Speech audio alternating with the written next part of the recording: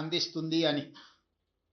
ఈ 2 సంవత్సరాలల్లా ఎక్కడ కూడా ప్రజల్ని నిర్బంధించాలన్న ఆలోచన కానీ, ప్రతిపక్షాల మీద కక్ష సాధింపు చర్యలకు పాల్పడడం కానీ మా ప్రభుత్వం చేయలేదు.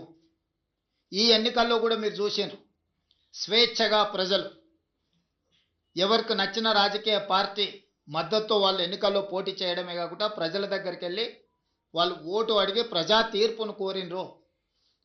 ప్రజలకు కూడా స్వేచ్ఛగా తీర్పునిచ్చే అవకాశాన్ని మా యంత్రాంగము, ప్రభుత్వము, పార్టీ అన్ని రకాలుగా ప్రజాస్వామ్యబద్ధంగా ఈ ఎన్నికలు నిర్వహించినాం. మొట్టమొదటిసారి తెలంగాణ రాష్ట్రం వచ్చిన తర్వాత ప్రజలకు ఒక స్వేచ్ఛాయుతమైన వాతావరణంలో ప్రజాస్వామికబద్ధంగా ఎన్నికలను నిర్వహించడం జరిగింది. ఈ ఎన్నికల్లో అధికార దుర్వినియోగానికి పాల్పడడం కానీ, లేకపోతే మా హోదాలను అడ్డుపెట్టుకొని ప్రత్యక్షంగానో పరోక్షంగానో రిజర్వేషన్ల మీద ప్రభావం చూపించడమో, లేకపోతే ఎన్నికలను ప్రభావితం చేసే నిర్ణయాలను కానీ మేము చేయలేదు. అందుకే తెలంగాణ రాష్ట్రంలో మేము ఇచ్చిన 7వ గ్యారెంటీని కూడా ఈరోజు అమలు చేసి చూపించినాము. దాంతో స్వేచ్ఛతో కూడుకున్న ప్రజాస్వామికబద్ధమైన ఎన్నికల్ని నిర్వహించి ప్రజల చేత మన్ననలు పొంది ఒక మంచి పరిపాలన అందించడానికి మేము ముందుకు వెళ్తున్నాము.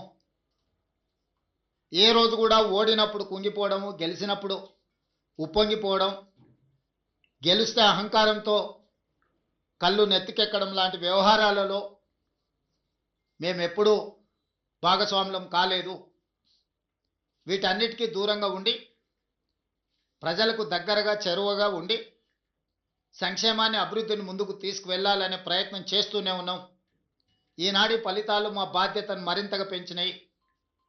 ఈనాడు కేంద్ర ప్రభుత్వం ఆనాడు శ్రీమతి సోనియా గాంధీ, మన్మోహన్ సింగ్ గారు అందించిన మహాత్మా గాంధీ ఉపాధి హామీ పథకాన్ని నిర్వీర్యం చేసి నీరుగార్చి పేరు మార్చడమే కాకుండా విధానాలను మార్చడం ద్వారా పేదలకి పథకాన్ని అందకుండా చెయ్యాలన్న కక్ష, కుట్ర స్పష్టంగా కనిపిస్తుంది.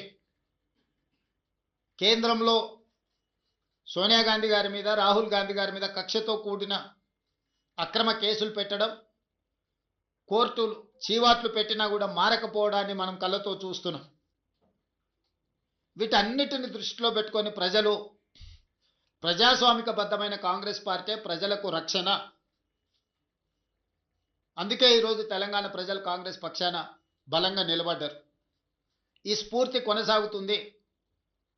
భవిష్యత్తులో ఇంకా బలంగా పనిచేస్తాము, బాధ్యతతో పనిచేస్తాము. ఎదిగినా కొద్దిగా ఒదగాలి అని పెద్దలు ఏదైతే సూచన చేసిండ్రో వాటిని దృష్టిలో పెట్టుకొని ఆ విధంగానే ముందుకు వెళ్తాము. ప్రతిపక్షంలో ఉన్న వాళ్లకు అధికారం కోల్పోయినా అహంకారం తగ్గలేదు.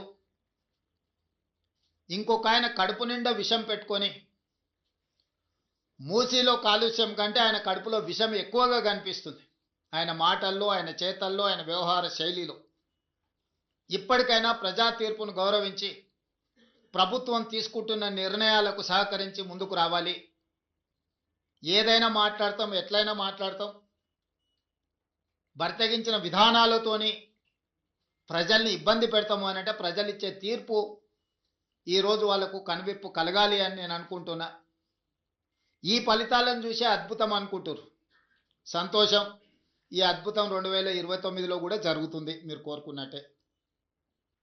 2/3 మెజారిటీతోనే 2029లో కాంగ్రెస్ తిరిగి అధికారంలోకి వస్తుంది. 1/3 మీరుంటారు, 2/3 మేము ఉంటాము. ఈ తీర్పు 2029లో కూడా పునరావృతం కాబోతుంది. ఇప్పటికైనా అహంకారం తగ్గించుకోండి, అసూయను తగ్గించుకోండి. తెలంగాణలో అమలు జరుగుతున్న సంక్షేమ అభివృద్ధి కార్యక్రమాలకు సహకరించండి. బాధ్యతాయుతమైన ప్రతిపక్షంగా వ్యవహరించండి. అంతే తప్ప మీ అసూయలతో, మీ ద్వేషంతో తెలంగాణ రాష్ట్రానికి నష్టం జరిగే విధంగా మీరు మాట్లాడకండి. అంతర్జాతీయ విపణిలో తెలంగాణ రాష్ట్రానికి ఒక గొప్ప గుర్తింపు. పర్ క్యాపిటల్ దేశంలోనే నెంబర్ 1. 3,87,87,000 రూపాయలతో పర్ క్యాపిటల్ ఇన్కంలో కానీ, జిఎస్డిపిలో కానీ అన్ని రంగాలలో తెలంగాణ దేశంలోనే నెంబర్ 1 రాష్ట్రంగా ఈరోజు అభివృద్ధి పదం వైపు నడుస్తున్నది. ఇంకా అభివృద్ధి జరగాల్సిన అవసరం ఉన్నది. సంపద పెంచాలి, పేదలకు పంచాలి అనే మా విధానాన్ని కొనసాగిస్తాము. ఇప్పుడు ఏ విధంగా అయితే మీడియా సహకారం ఉందో భవిష్యత్తులో కూడా మీ సహకారం ఈ విధంగా ఉండాలి అని మా ప్రభుత్వం భావిస్తుంది. మీడియా మిత్రులకు కూడా మీ సహకారం అందించినందుకు మనస్ఫూర్తిగా ధన్యవాదాలు తెలియజేస్తున్నా.